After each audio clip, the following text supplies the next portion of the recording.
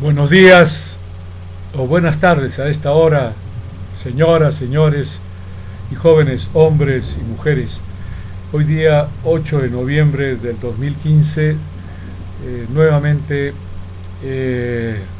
estoy ante ustedes para presentar mi programa número 91.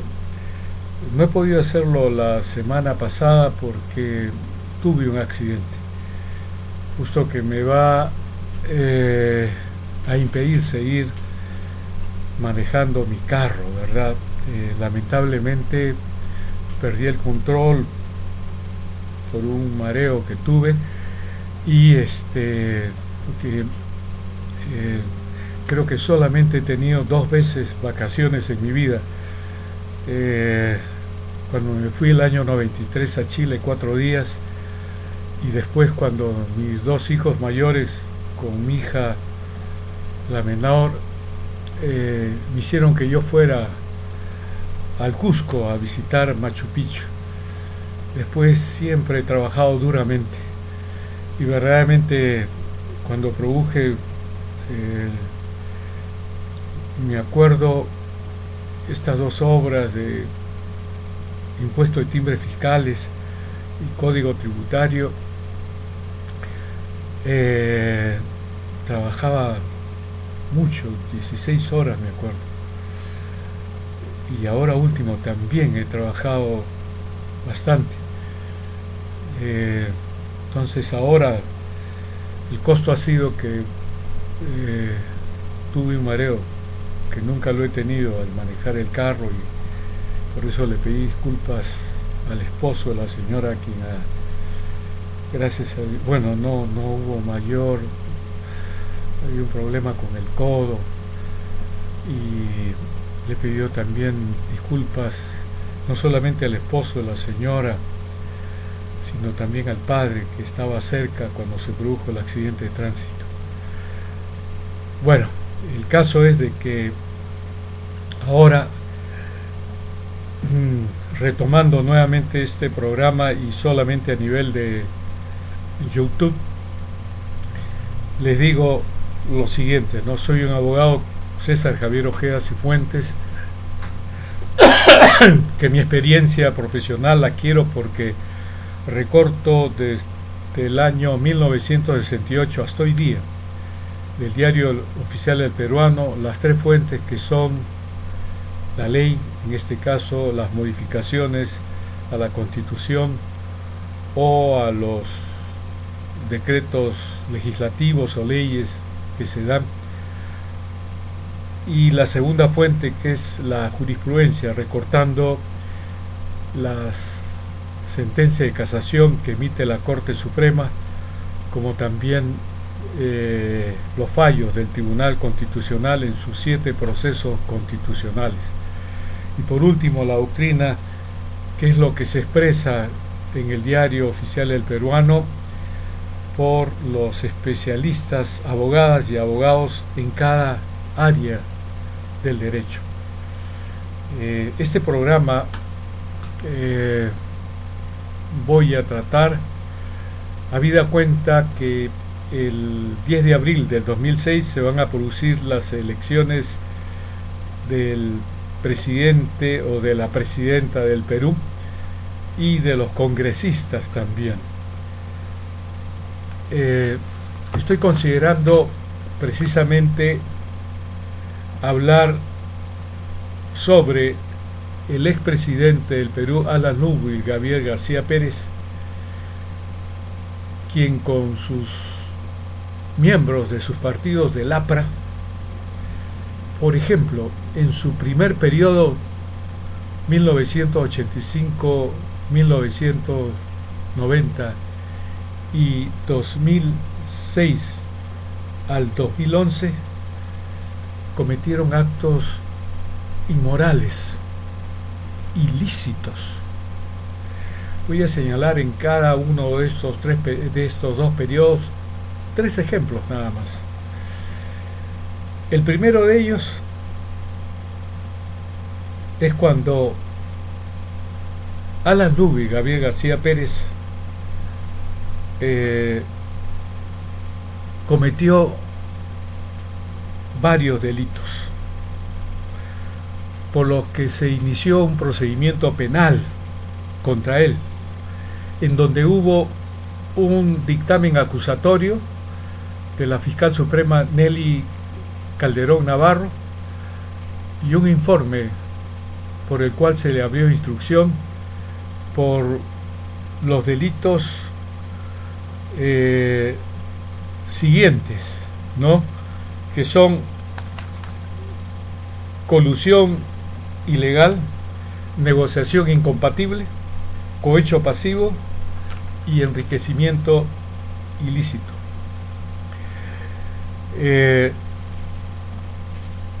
Alan Ludwig Gabriel García Pérez y sus congresistas, tanto en el Senado como en diputados, ya que por ello fue presidente del Senado Jorge Lozada Estamburi, y en la Cámara de Diputados Luis Alba Castro. El Congreso, con esta mayoría absoluta de los apristas, dio la ley 24.801, que se publicó el 14 de mayo de 1988, que eliminó las disposiciones que permitían al Estado fiscalizar la corrupción, ya que con el artículo 7º de esta ley 24.801 se derogaron el decreto ley 17.095 y el decreto supremo 140 SC del 17 de agosto de 1963 con valor de ley, según el artículo primero del decreto ley 17.095. Estas normas derogadas permitían un riguroso control del enriquecimiento ilícito, no solamente del funcionario público o de la funcionaria pública, sino de su cónyuge o hijos, ya que la declaración del funcionario o funcionario público debía incluirlos.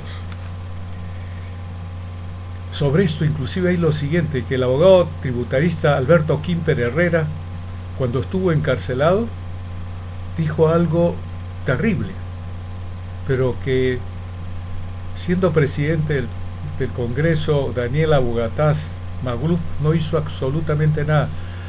Yo le envié un escrito señalando esto para que investigaran, porque este tributarista, que lógicamente conoce absolutamente todos el movimiento dinerario de Alan Ludwig Gabriel García Pérez, dijo: la plata de Alan García la tiene Pilar Nores. El caso es de que esta ley 24.801 debió, por su inmoralidad, por su ilicitud, debió ser observada por el presidente del Perú en ese momento, Alan Ludwig Gabriel García Pérez, de conformidad con el artículo 193 de la Constitución de 1979, vigente en esa época, que dice lo siguiente: el proyecto de ley aprobado en la forma prevista por la Constitución se envía al presidente de la República para que la promulgue dentro de 15 días. Si el presidente de la República tiene observaciones que hacer en todo o en parte respecto del proyecto de ley aprobado por el Congreso, las presenta en el mencionado término de 15 días.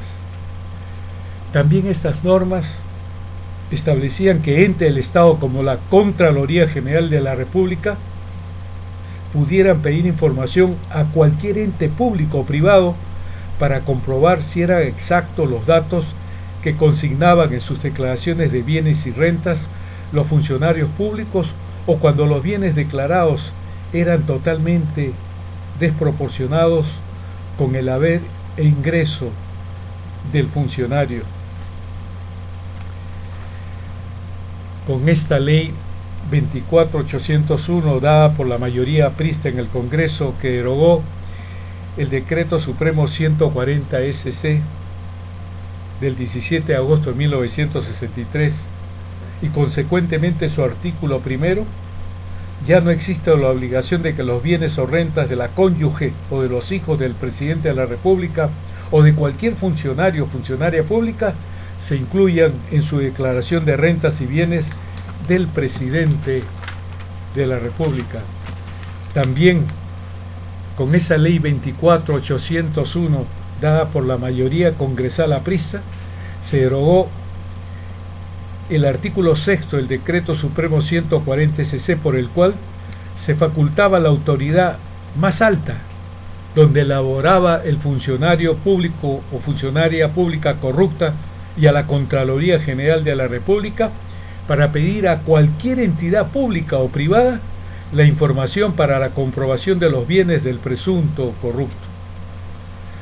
Asimismo, con esa ley 24.801 dada por la mayoría aprista congresal, se derogaron normas como los artículos 7, 10, 12 y 13 del Decreto Ley 7.095, promulgada el 5 de noviembre de 1968, que permitían un estrecho control sobre los que fiscalizaban la corrupción y sobre los corruptos, permitiendo que cualquier persona denunciase a los funcionarios corruptos y servidores públicos corruptos.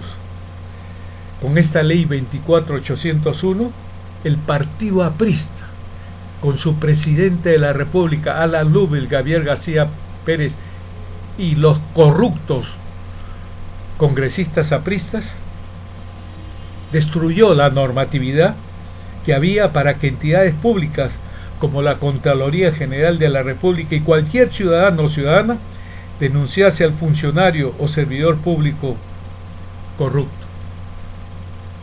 El segundo hecho de corrupción, de inmoralidad, de ilicitud que produjeron Alan Lubell, Gabriel García Pérez, el expresidente del Perú, como sus congresistas, fue lo siguiente: que usaron el Consejo Nacional de la Magistratura,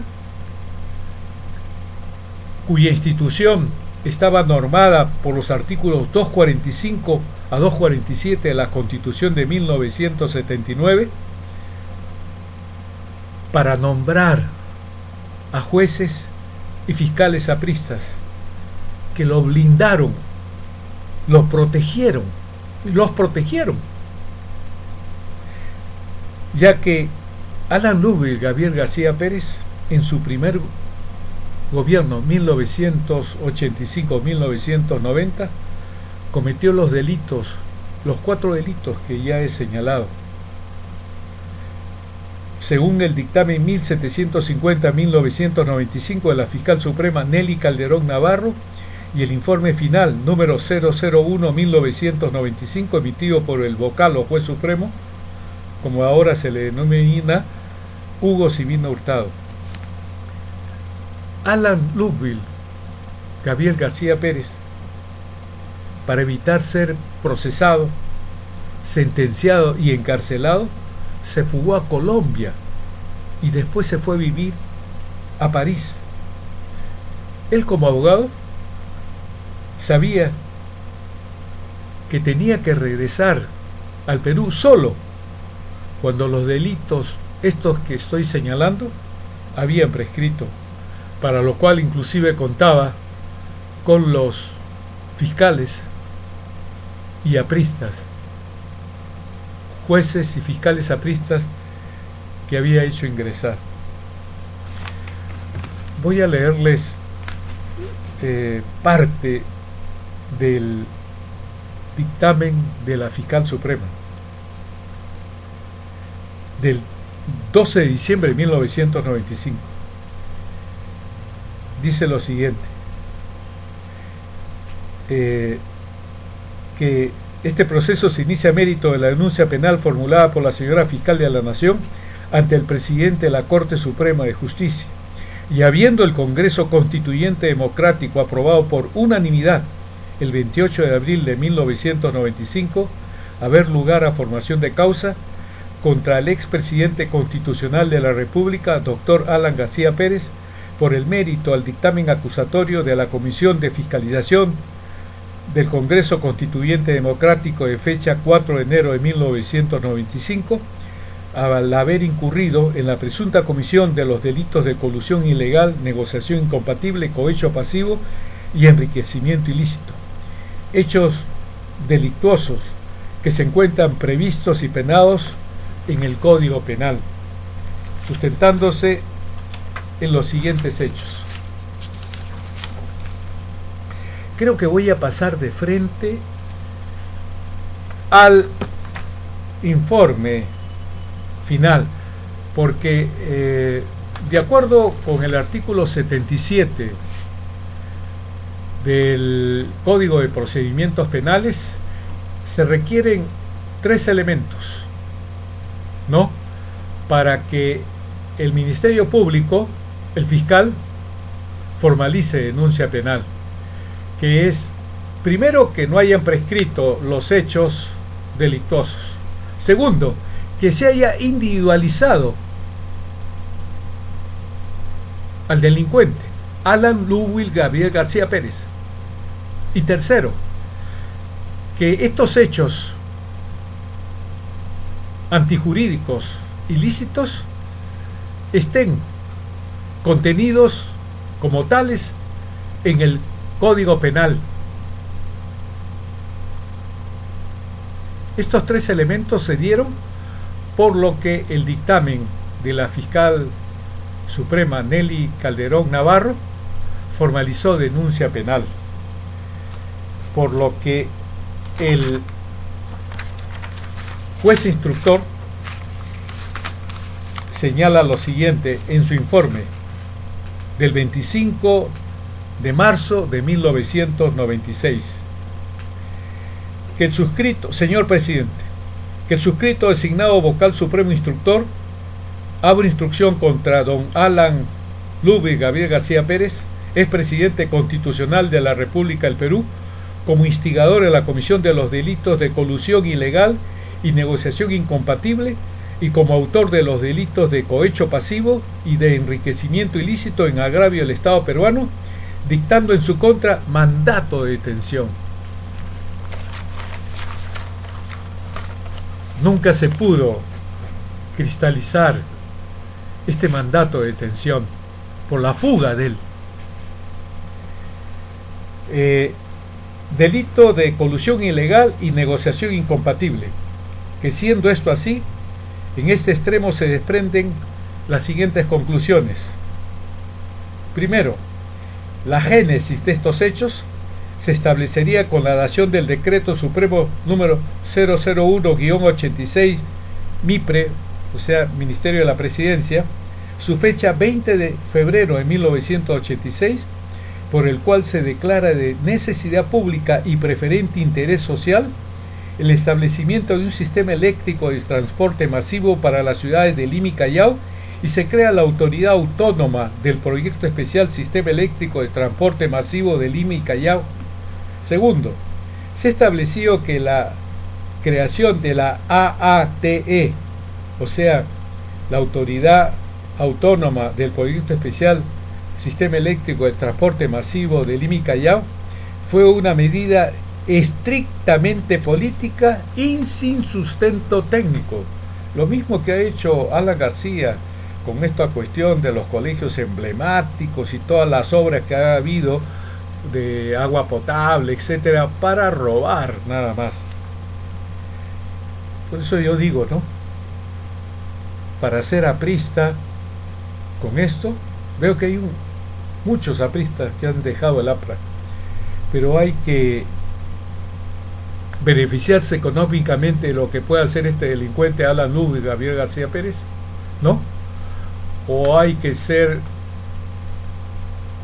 un individuo, perdón, ahí yo fallo, de que sea un ser humano sin educación. Yo no entiendo cómo un hombre como Mauricio Mulder, abogado, con el que tuve un problema en Radio Cadena, cuando yo tenía mi programa, yo dije, este es un delincuente, oiga, se paró, y yo también me paré, igualito, en pleno programa en Radio Cadena. Nunca he tenido problemas para nada. Tercero, se ha establecido que hubo una presión permanente de parte del procesado Alan García Pérez en su calidad de presidente de la República para que las obras civiles empiecen en julio de 1986 y culminen necesariamente en ese año. se ha establecido que el procesado interfirió, igualito que en su segundo gobierno, permanentemente en el trabajo de esta autoridad autónoma e incluso asumió funciones propias de dicha entidad. Acuérdense lo que ha pasado con las conmutaciones, las rebajas de pena e indulto en su segundo gobierno. La misma actividad delincuencial de este delincuente Alan Lubich, Gabriel García Pérez. Cuarto, se ha establecido que por presiones del expresidente García había en las autoridades peruanas pertinentes una discrecionalidad para que Italfer gerencie el proyecto y no sea ninguna otra empresa. O sea, esta entidad ligada al consorcio Tralima, ¿no?, de los italianos que pagaron $1.040.000 a él. Quinto, se ha establecido que las negociaciones iniciadas con otras empresas, igualito, o sea, la misma conducta. Por eso, haciendo un paréntesis, una digresión, yo les digo a ustedes, no se puede aceptar a un pariente que actúa mal con otro pariente. No se puede aceptar que un amigo, entre comillas, actúe mal contra un amigo.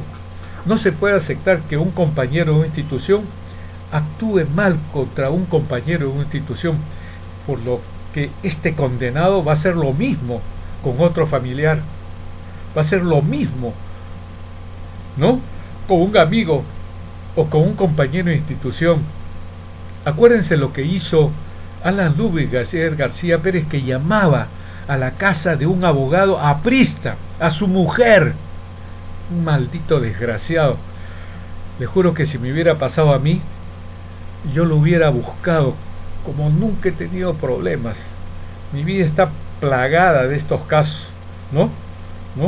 Como cuando yo fui delegado de los inspectores de impuestos y Francisco Morales Bermúdez subió al 5º piso y un compañero inspector de timbres como yo, que era contador, me dijo: oye, es el segundo mes que no nos pagan y yo voy a recibir una coima.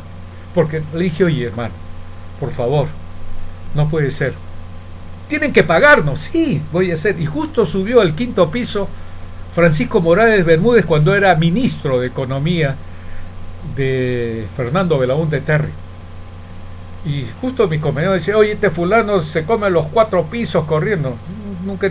Ese día que lo vi, él subió circunstancialmente al 5º piso donde yo trabajaba. Entonces estaba con el superintendente Tarnavieski y con el superintendente Rosendo Bonifaz, el doctor Rosendo Bonifaz. Entonces yo, como me habían nombrado su representante, ¿no?, para las reclamaciones, entonces le dije, me acerqué a él: señor ministro, yo quisiera exponerle el problema de los inspectores. Oiga, ¿usted cree que en este momento yo le voy a resolver el problema? Yo creo que me acerqué a pocos centímetros de él, le dije: oiga, yo no tengo 2 dedos de frente para que en este momento usted lo resuelva. Me tuvieron que apartar. Y el fulano, que era recontra macho ministro y todo lo demás, no hizo absolutamente nada. Yo nunca le he tenido miedo a nada ni a nadie. Les cuento este problema para que sepan de mí. Cuando era inspector de impuestos le puse 10 millones a la compañía que vendía Caterpillar, Enrique Ferreiros, en el año 67, y el contador me dijo: un ratito quiero conversar con usted. Un carro móvil del año y 1 millón de soles, mire. Yo le dije: yo gano 2.500 soles como inspector de timbres. Como usted me vuelva a decir esto, lo denuncio. Me quitaron el café que me daban para revisar registro de ventas, inventario, balance, mayor, diario, caja que yo pedía. Y mi esposa contribuyó para que yo tuviera 3 hijos. No, justo he estado con ellos ahora que estuve un poco mal. Le agradezco a mis 3 hijos porque son honrados, son bien trabajadores. Mi padre me decía, para terminar con esta cuestión particular, Javier, nunca me digas que vas a ser valiente, nunca me digas que vas a ser honesto, nunca me digas que vas a ser trabajador, estudioso. Esas cosas, Javier, nunca se dicen, se hacen. Y yo le dije esto a mis hijos, más algo adicional que me dijo mi padre: Javier, nunca te olvides de la persona que te ayudó en un momento determinado. Nunca. Y lo mismo le he dicho a mis hijos. Y gracias a Dios, mis 3 hijos son iguales. Y digamos, quienes se casaron con mis hijos, que son mis hijos políticos, como yo señalé en una obra que tengo, Código Procesal Constitucional, tengo la riqueza de contar con una esposa muy buena que se murió, que era profesora de Historia y de Geografía, Graciela Cisneros Escobar, y mis 3 hijos, Delia María, Graciela, Manuela Abraham y Mariela Roxana, que tiene mi misma profesión. Mi hijo, que es gastroenterólogo en la clínica y en el hospital Cayetano Heredia, y mi hija, que no ha podido culminar su grado de ingeniera de sistemas porque le cobran en la Universidad San Ignacio Loyola $12,000 para graduarse. Increíble. Volviendo. Delito de cohecho pasivo. Que siendo esto así, de lo actuado en este periodo de investigación se pueden establecer al respecto las siguientes conclusiones. Primero, se ha establecido que el expresidente Alan García escogió como plenipotenciario en los asuntos relacionados contra Lima, con respecto al proyecto de tren eléctrico de Lima, al señor Sergio Siragusa Mule, asesor de dicho consorcio. Al mes siguiente de haberse celebrado el primer contrato entre la autoridad autónoma y el consorcio Tralima, que el expresidente García le hace referencia al señor Siragusa de que viaje a Roma para formalizar asuntos paralelos, requiriéndole de esa manera en forma velada sus exigencias económicas por haber otorgado la administración y ejecución del proyecto al consorcio Tralima. Segundo, se ha establecido que, sin embargo, será recién en fecha 7 de septiembre de 1989, con ocasión del encuentro en Roma entre el expresidente García y el señor Siragusa, concertada por el primero de los nombrados, en circunstancias que concurrían en un automóvil oficial a la inauguración de un tramo del tren de Roma, en que éste en forma clara le refiere a Siragusa de que tiene que informar a la plana mayor del consorcio Tralima su exigencia de una contribución de por lo menos 6 cifras, puntualizando que tenía conocimiento que el señor Bettino Craxi, esto no está acá, Bettino Craxi era el primer ministro ladrón italiano allá. Y otra cosa, esto que se vio acá por la fiscal suprema y el juez supremo, también se hizo en Italia. En Italia también consta todo esto. O sea, no es que acá, que Alfredo Zanatti primero lo dijo, allá también está consignado todo esto.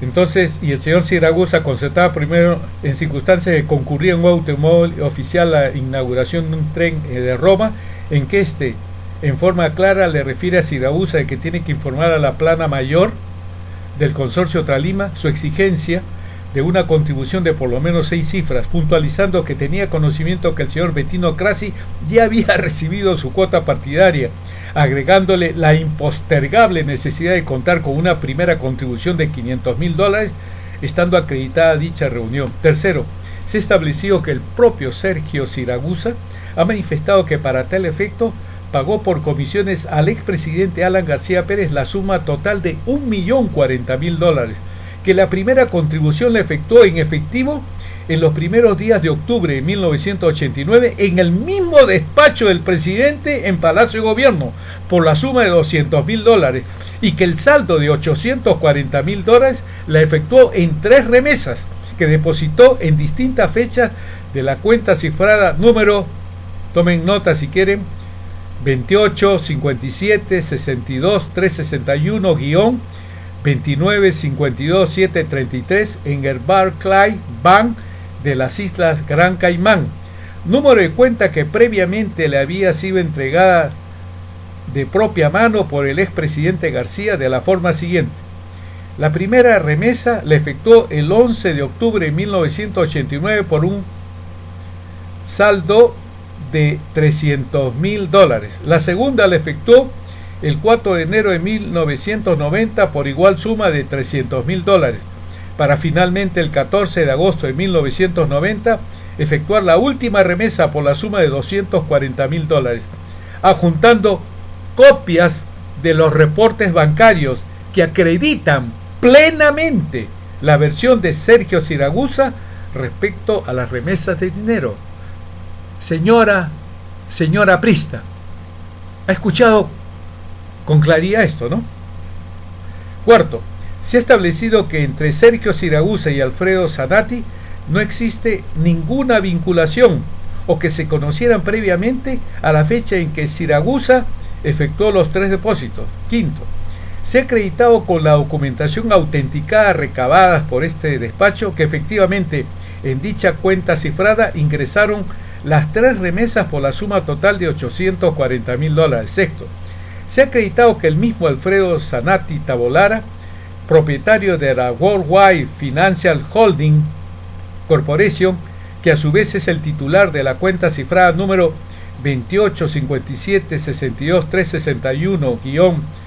285762-361-295-2733 en el Barclay Bank de las Islas Gran Caimán, ha manifestado que por orden suya, el señor José Lázaga, quien le había dicho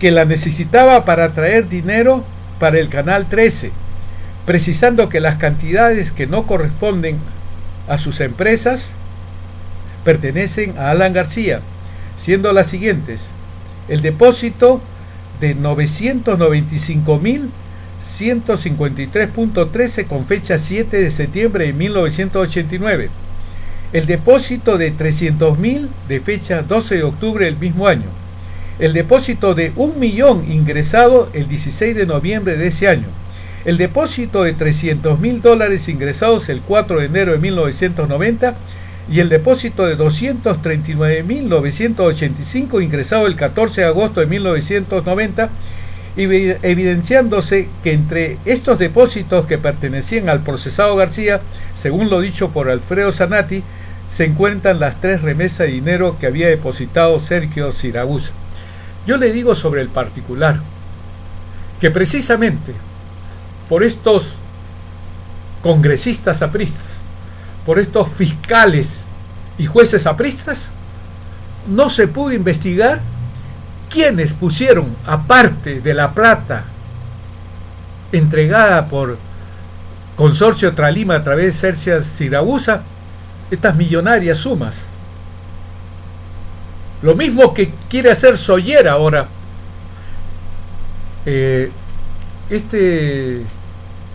Soller, yo presenté un reclamo ante Telefónica porque me cortaron 2 veces el teléfono, en noviembre del 2003 y en enero del 2004. Y yo, para fundamentar de que como yo tenía un programa en Radio Cadena y todo lo demás, entonces en donde yo hablaba justo de las acciones delincuenciales de Alan García, yo adjunté un documento que el 16 de agosto de 1991 envié al peruano y ahí se publicó, donde hablo de un expresidente Mendaz y señalo pues una serie de actos delincuenciales, tanto de Alan García como de los ministros, a que inclusive al hijo de Morales Bermúdez se le encuentra sumas que había ido y se le detiene, más el otro y todo lo demás. Inclusive yo, como profesor de Derecho Tributario y Aduanero en la Universidad Nacional Mayor de San Marcos en los programas de Ciencias Contables y Derecho, señalo como primer punto que no puede ser posible que Alan García muestre una acotación de la SUNAT con 50 intis, creo. Era una mentira, ¿no? Porque ese documento era apócrifo para justificar, ¿no?, de que la SUNAT no había encontrado en él, ¿no?, un incremento patrimonial no justificado, porque es decir, comete todo tipo de delitos, por Dios, ¿no? Lo mismo imputable, ¿no? Falsedad genérica, falsedad ideológica, por Dios, al presentar documentos para demostrar como que si fueran verdaderos hechos falsos.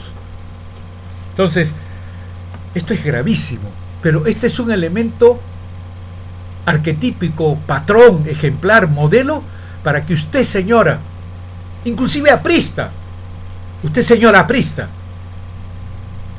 vea cómo estos importes, que eran complementarios, adicionales, que se sumaban a lo que había dado Consorcio Tralima en la cuenta cifrada esta del Barclay Bank de las Islas Gran Caimán, nunca se pudieron verificar, precisamente por la oposición de apristas. Usted puede votar, no me interesan los apristas. Por supuesto hay otros que se han salido de ahí.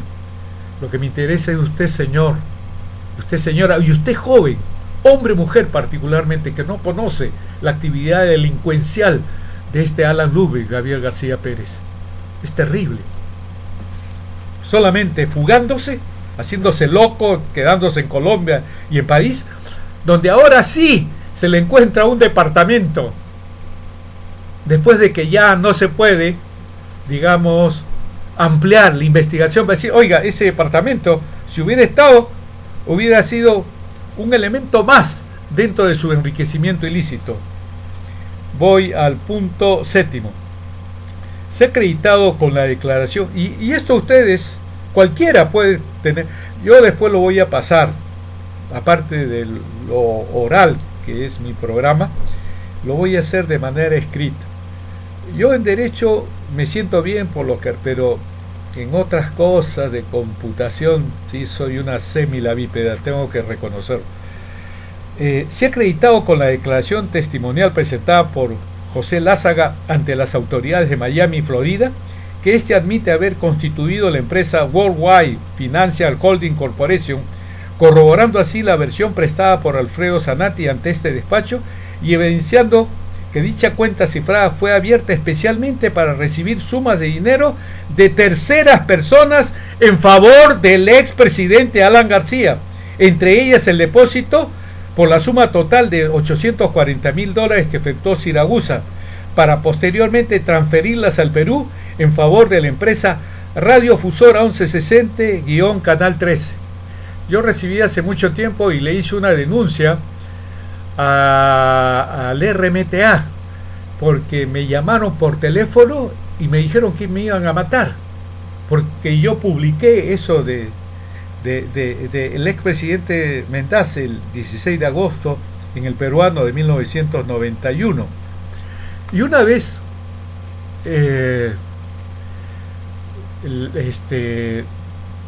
tuve que decirle a mi esposa porque llamaron, una tal García llamó en la mañana para preguntarle, y mi hija mayor fue la que le dijo, ¿por qué usted me pregunta que si después de desayunar regresa, si viene a almorzar o si viene a tomar lonche? Llámalo a su estudio. Y ahí tuve que decirle a mi esposa, que me dijo de todo, tú no puedes ser, bueno, me dijo, nunca habló lisuras, pero me habló una serie de cosas, me dijo, tú, a mí que me maten, pero a tus hijos. Y al día siguiente, una camioneta 4x4 del Canal 13 que quedaba a la espalda, en Huaraz creo que estaba, me acuerdo, General Vareo, Huaraz, se quedó en la puerta de mi casa, sin nadie, como diciendo, acá vives, porque me había llamado el MRTA para llamarme, donde estaba Polay, el que siendo ministro del Interior, Mantilla, ¿no? Se fueron, hicieron un túnel y no hubo nada que hacer. Entonces, prosiguiendo yo, octavo, se ha establecido lo actuado que el total de 6.104.000 de movimiento que tuvo la referida cuenta, señores apristas, señoras apristas, tomen nota de esto. En esa cuenta del Barclays Bank de las Islas Gran Caimán hubo un movimiento de $6.104.000 que tuvo la referida cuenta, de los cuales 2.835.138 pertenecieron al doctor Alan García Pérez. Cuando yo veo, me están colocando en mi Facebook, no sé cómo, sale Alan García, que voten por él y las reuniones. Yo digo,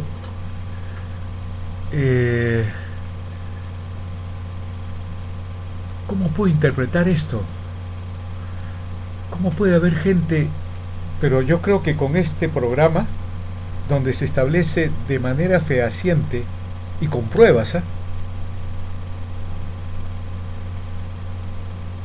de la inmoralidad, de la ilicitud, de lo delincuencial que es Alan Lugo y Gabriel García, con sus jueces, con sus fiscales, con sus congresistas, que han permitido que un tren eléctrico que nos hubiera beneficiado a todos, sin estudio técnico, solamente por recibir la plata, Alan García, en su primer gobierno, aceptó que se rompieran todas las normas jurídicas para que este tren eléctrico se hubiera materializado. Solamente sirven para ayudar a los suyos, a esta mafia de ellos.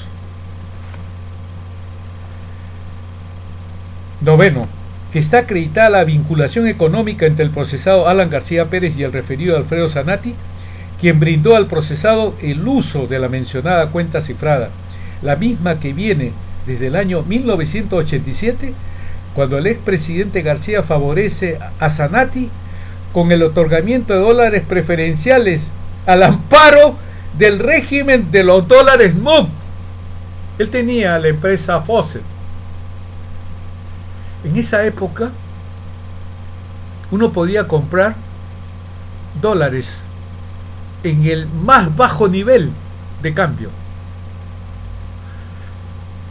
Una vez fueron a hacerme una consulta y me lo dijeron, que en el ejército, esto que se encargaban de la industria militar, ¿verdad?, habían adquirido dólares MUT para importar bienes. Nunca lo hicieron. Se volvieron recontra millonarios. Eso es lo que hizo el gobierno APRIS. Permitir la venta del dólar norteamericano con el objeto de hacer importaciones, pagos. ¿Se imaginan ustedes cuántos apristas se convirtieron en millonarios con esto? Por eso está la ayuda de estos para que salga nuevamente presidente de la República el 2016. Sigo. Repito, que está acreditada la vinculación económica entre el procesado Alan García Pérez y el referido Alfredo Zanatti, quien brindó al procesado el uso de la mencionada cuenta cifrada, la misma que viene desde el año 1987, cuando el expresidente García favorece a Zanatti con el otorgamiento de dólares preferenciales al amparo del régimen de los dólares MUC, beneficiándolo con el 88% de los dólares MUC que el Banco Central de la Reserva había otorgado al sector transportes y comunicaciones, por lo que el expresidente le requirió como contribución la suma de $1.250.000 y la adquisición del 66% de las acciones de la empresa radiofusora 1161 Canal 13. Y yo me acuerdo, en esa época en que me dejan la camioneta de doble cabina en mi casa para que después del mensaje que me ha hecho el MRTA para matarme, ¿no?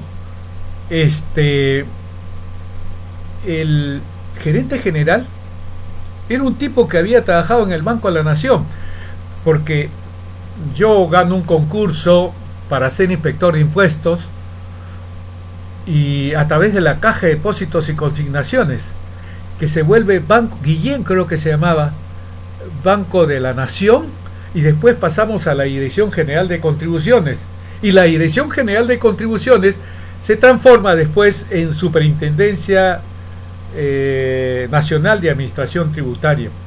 Y yo lo conocí a él ahí, y él era el gerente que es colocado por Alan García, lógicamente, porque él era aprista. Y esa camioneta no se queda sin nadie en General Borgoño, en 428, donde yo vivía, a la espalda de un Parque Ruiz, me acuerdo. Ahí es donde yo le tuve que decir a mi esposa, que se encolerizó horriblemente conmigo, ¿no? Por esto, ¿no? Y mire cómo es la vida, por Dios. Esto para mí significaba que ese fulano aprista como gerente general, lógicamente era porque Alan García era el dueño de Canal 13. Décimo, que se ha acreditado con la documentación autenticada obtenida por este despacho que desde la referida cuenta cifrada en el Barclays Bank del Gran Caimán se han transferido sumas de dinero a las mencionadas instituciones bancarias nacionales, Banco Internacional y Banco de Crédito, en favor de la empresa radiofusora 1160 Canal 13, tal como lo había previsto y determinado el angelical expresidente, perdón, no dice angelical, no, el expresidente García. Undécimo, que se ha acreditado con las declaraciones testimoniales de Bernardo Fernández y Abraham Zavala que estos efectivamente recibieron los montos de dinero del extranjero remitidas por el señor Alfredo Zanatti Tabolara, precisamente la cuenta cifrada referida, así como también, según lo manifestado por Bernardo Fernández, de que Alfredo Zanatti era un representante de Alan García y que actualmente ha llegado al convencimiento que el verdadero propietario de Canal 13 era el procesado Alan García Pérez. Duodécimo, se ha establecido que el expresidente García requirió como contribución a Alfredo Zanatti la suma de 1.250.000 por haberle facilitado la adquisición de dólares MUD para sus empresas aéreas. Es lo que yo le dije, ¿no? Él tenía la empresa Fawcett, ¿no? Y con $1 bajísimo le permitió la importación. O sea, se han llenado de plata, por Dios. Plata como cancha. Como cuando decía este condenado de César Acuña Peralta, que ahora su mujer está hablando, es un lobo disfrazado de oveja. Ya tiene una denuncia penal por una fiscalía. Este es César Acuña. O sea, por eso digo, ¿no? Casi todos estos que postulan a estas elecciones del 2016, sus elecciones internas, en vista de los ilícitos penales que tienen, sus elecciones internas para el año 2006, para mí, debieran hacerlas de acuerdo con estos ilícitos penales en Sarita Colonia, en Lurigancho, en Piedras Gordas, ¿no? Etcétera.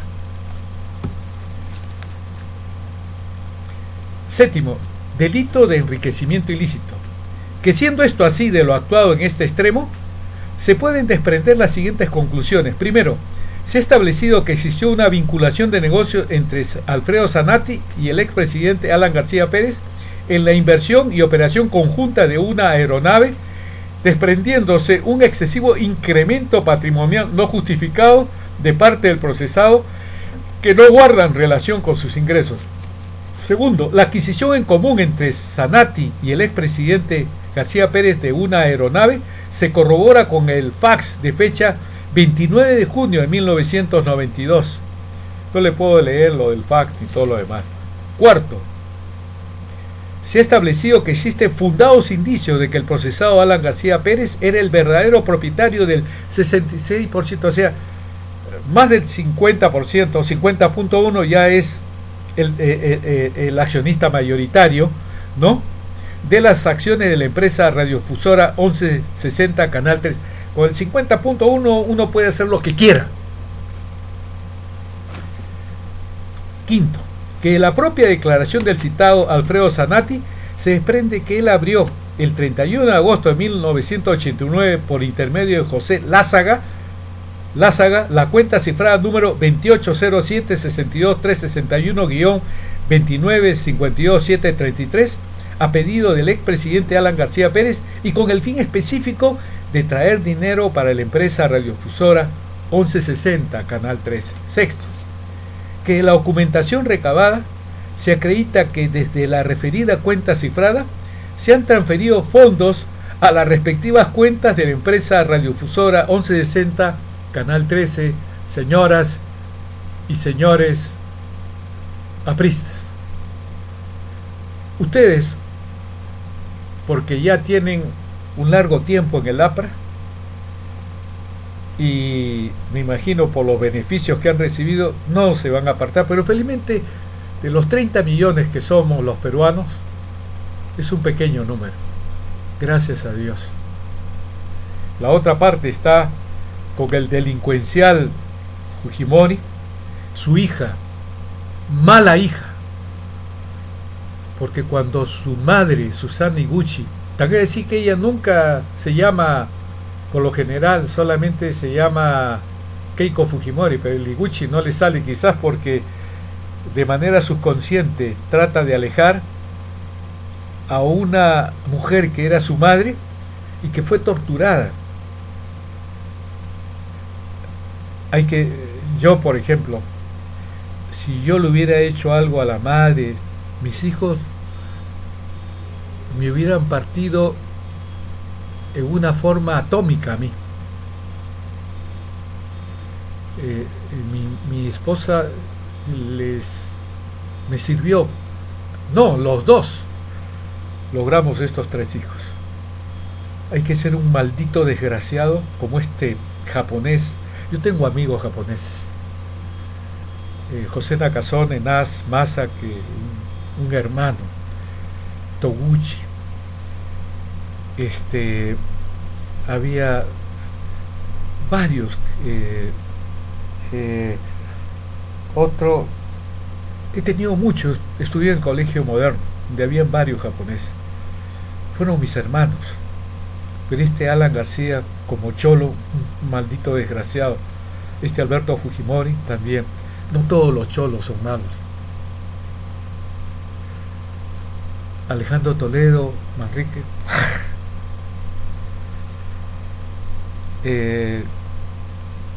Kuczynski, problemas desde que la International Petroleum Company nos debía 600 millones, salió con 10 o 20 millones a favor de ellos, se casó con la hija del jefe de la CIA, se hizo norteamericano y ahora último fue 5 años presidente del NOR, de la empresa chilena. Cuando fue ministro del gobierno de Alejandro Toledo se opuso a que le cobraran 1.000 millones de una acotación practicada por la SUNAT. Aparte tiene problemas con esta empresa Cálida o algo así por el estilo, ¿no?, que también él ha participado, con un conflicto de intereses que aquí lamentablemente, con un congreso de lo peor, donde hay más del 90% de sus miembros con ilícitos penales, ¿usted cree que le puede pasar algo a Kuczynski, a Acuña, a Toledo, a Alan García, a este Moisés Ollantumala? Entonces, sigo. Quinto, sexto, que la documentación recabada se acredita que desde la referida cuenta cifrada se han transferido fondos a las respectivas cuentas de la empresa radiodifusora 1160 Canal 13. En consecuencia, se ha establecido que en autos, o sea, en el expediente, se encuentran acreditados los hechos delictivos imputados al procesado Alan Lube Gabriel García Pérez, opinando por su responsabilidad penal como instigador en la comisión de los delitos de colusión ilegal y negociación incompatible, y como autor de los delitos de cohecho pasivo y de enriquecimiento ilícito en agravio del Estado. Ahora me voy a su segundo gobierno y voy a ser un poco, digamos, sucinto.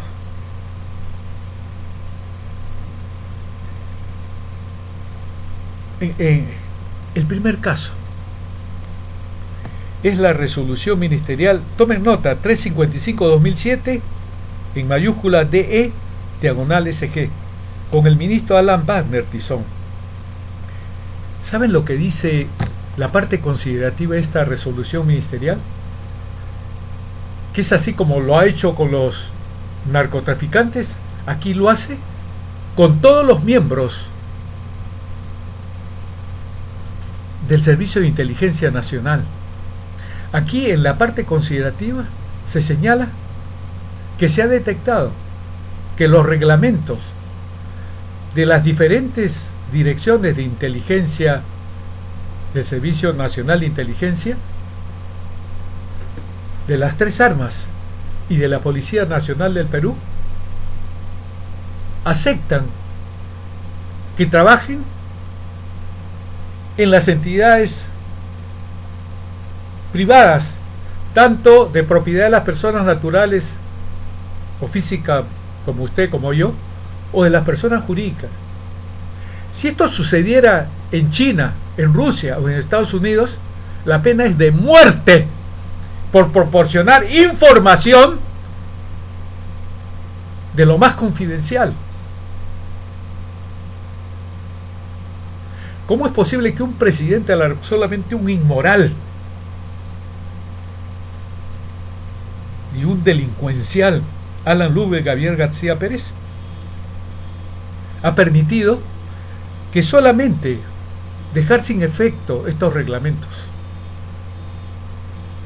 Lo que debió haber hecho es todos los mandos militares,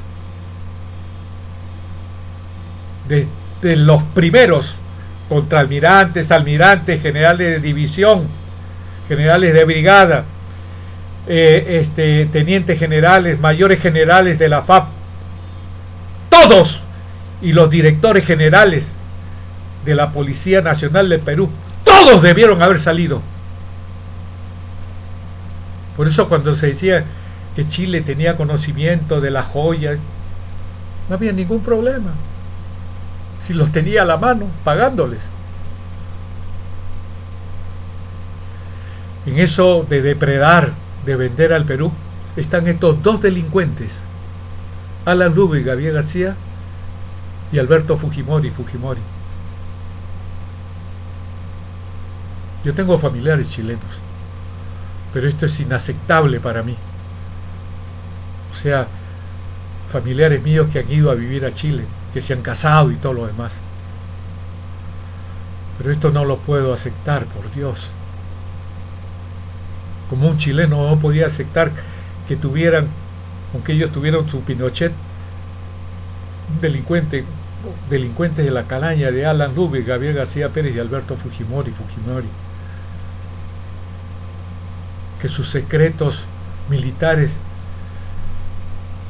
más preciados, por la plata, por la contratación. Como yo digo, no acepto que un policía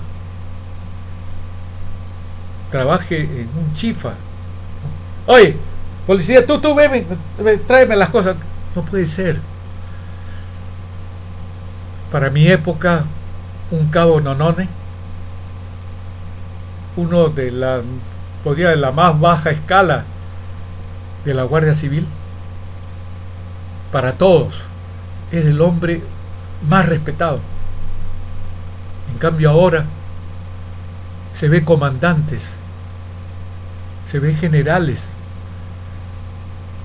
se ve coroneles, capitanes mayores metidos en la delincuencial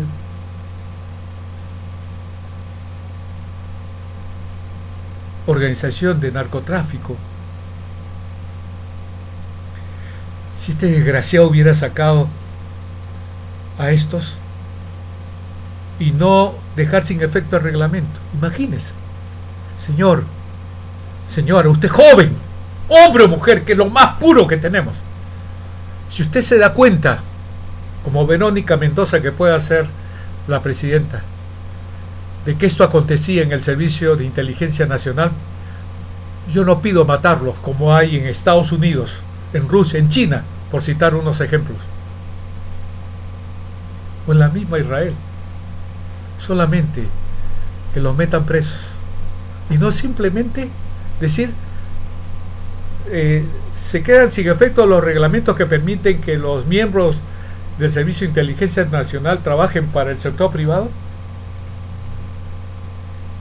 ¿Usted lo permitiría, joven?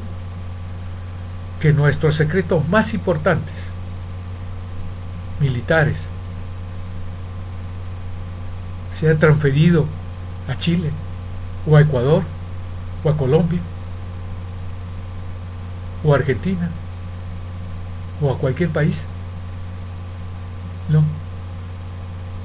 Esto lo permitió el desgraciado de Alan Ludwig, Gabriel García Pérez.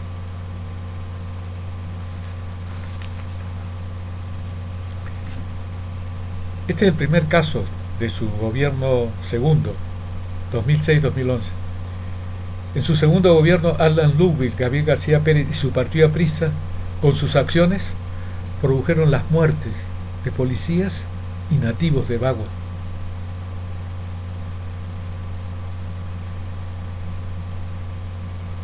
En este segundo gobierno, con los otros partidos políticos fujimoristas, de Solidaridad Nacional, del Partido Popular Cristiano, esta, la de Lourdes Flores, abogada 4 años de un narco, César Cataño Porras, para que la hicieran presidenta del directorio de Perú. Yo la he entrevistado en una oportunidad, inteligente, pero inteligente como Alan García, como Fujimori, pero explotan su inteligencia para beneficio personal, no para el bien común, no para todos los peruanos, como este Papa habla en su encíclica. ¿Por qué los gobiernos no ayudan a los que migran, a los que tienen que salir de su medio ambiente? Porque es transferido a través de concesiones para los cuales han pagado. Entonces, contando el partido aprista con estos otros partidos que apoyaron, dieron los decretos legislativos números 1097, 1094, 1095, que violaban el artículo 6, numeral 1, literal A, del convenio de la Organización Internacional del Trabajo, OIT, en virtud del cual, antes de darse alguna norma que pudiera afectar a los pueblos nativos, miren, ¿no?, debía de consultárseles, a lo cual también colaboraron con estas acciones de violación de la normatividad constitucional las ministras Mercedes Cabanillas, ministra del Interior, y Mercedes Arauz, ministra de Industrias. Y en el caso de esta condenada, afirmaba que el Tratado de Libre Comercio celebrado con los Estados Unidos saldría totalmente perjudicado. Los nativos de Bagua reclamaban con el imperio de la Constitución que se debía dar antes de estos decretos legislativos la consulta previa.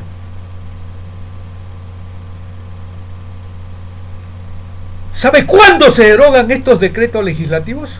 Cuando mueren los policías que van a enfrentarlos, donde había culpa también de la ministra del Interior y todos los que permitieron, porque había una desproporción. Helicópteros, armas de la más alta generación contra personas que lo único que tenían eran su reclamo y una lanza, que ni hablar, pues, ¿no? Entonces, esto es increíble. el Perú ratificó el convenio 169 el 2 de febrero de 1994, entrando en vigencia en 1995 este convenio 169 también. El Estado, dice, tiene la obligación de aplicarlo con participación de los pueblos indígenas y de informar a la OIT cada 5 años sobre su aplicación. El convenio de la Organización Internacional del Trabajo OIT número 169 sobre pueblos indígenas y tribales en países independientes, ratificado por el Perú en esta fecha, que le he dicho, en su artículo 6, numerales 1 y 2 señalan lo siguiente. Artículo 6. Al aplicar las disposiciones del presente convenio, los gobiernos deberán a. Consultar a los pueblos interesados mediante procedimientos apropiados y en particular a través de sus instituciones representativas cada vez que se prevean medidas legislativas o administrativas susceptibles de afectarles directamente. 2. Las consultas llevadas a cabo en aplicación de este convenio deberán efectuarse de buena fe y de una manera apropiada a las circunstancias con la finalidad de llegar a un acuerdo o lograr el consentimiento acerca de las medidas propuestas. La Constitución en su artículo 55 determina de manera expresa e inequívoca: los tratados celebrados por el Estado y en vigor forman parte del derecho nacional. Este convenio internacional, según este artículo 55, cuyo tenor les he leído, es de mayor nivel o de grado jurídico de estos decretos legislativos 1094, 95, 97, que se dieron sin consultar a los pueblos nativos de Bagua, lo cual incumplió tanto el gobierno del presidente delincuencial Alan Rubio y Gabriel García Pérez como los congresistas apristas, los fujimoristas, de Keiko Fujimori, de Solidaridad Nacional, de Óscar Luis Castañeda Locio, comunicándole todo esto, del Partido Popular Cristiano, de Pablo Secada, que sale en la televisión increíblemente. Los medios de comunicación no tienen moral. Este condenado fue muy macho con una miembro de la Policía Nacional y no le ha pasado nada. Había un secuestro ahí, se la llevaron, le dijo un montón de cosas y no le ha pasado nada. De la Unión del Perú, de José ni sé cuántos, que ha sido gratificado, ¿no?, por Óscar Castañeda, porque lo liberó del caso Comunicore. Fue uno de los que contribuyó a que no le pasara nada. Estos congresistas mantuvieron la vigencia de estos decretos legislativos. Tuvieron que producirse estas muertes para que se derogaran estos decretos legislativos, que nuestros hermanos y hermanas de las regiones más olvidadas de nuestro Perú reclamaban su derogación.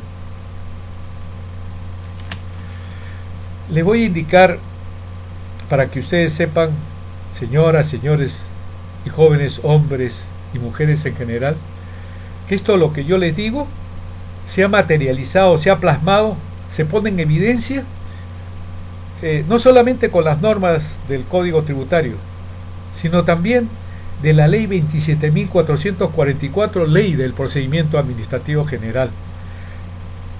O sea, donde se establece que las normas constitucionales son las de mayor jerarquía, después vienen los tratados o convenios internacionales, después vienen los otros dispositivos ya nacionales. Dice, en el artículo 5 del título preliminar de esta Ley del Procedimiento Administrativo General, Ley 27.444, dice: fuentes del procedimiento administrativo. Primero, el ordenamiento jurídico administrativo integra un sistema orgánico que tiene autonomía respecto de otras ramas del derecho. Numeral 2. Son fuentes del procedimiento administrativo: 2.1, las disposiciones constitucionales; 2.2, los tratados y convenios internacionales incorporados al ordenamiento jurídico nacional, como el convenio con la OIT. 2.3. Las leyes y disposiciones de jerarquía equivalente, como los decretos legislativos.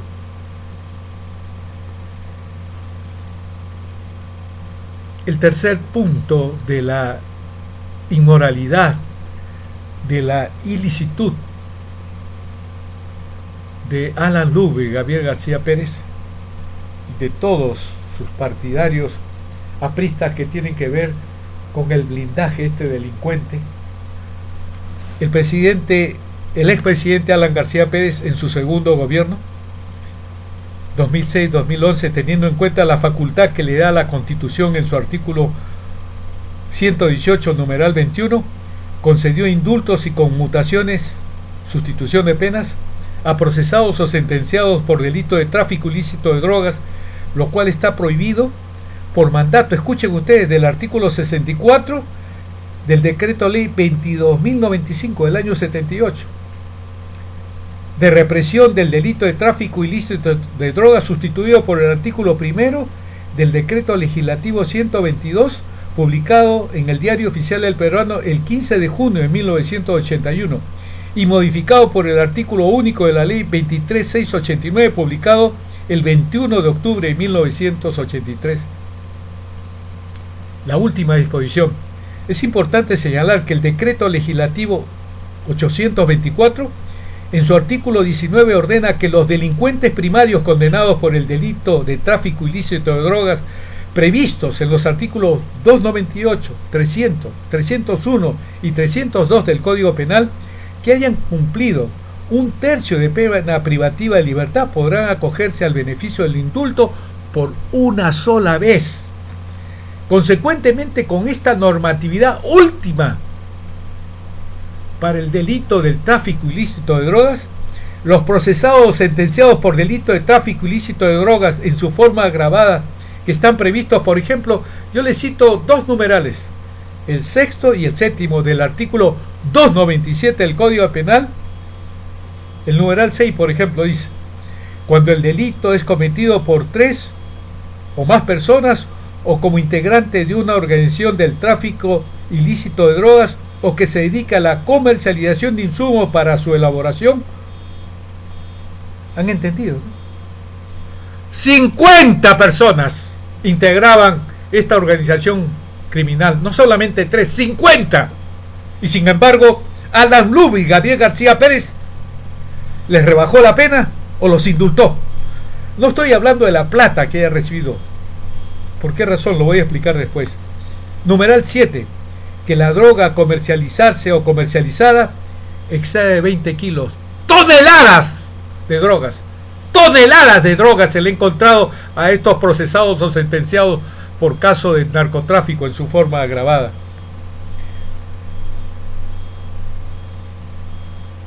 Estos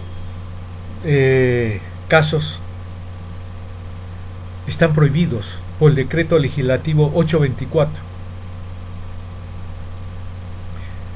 ¿Qué dice la Constitución en su artículo 2, numeral 24, literal A? Que se está impedido de hacer lo que la ley prohíbe.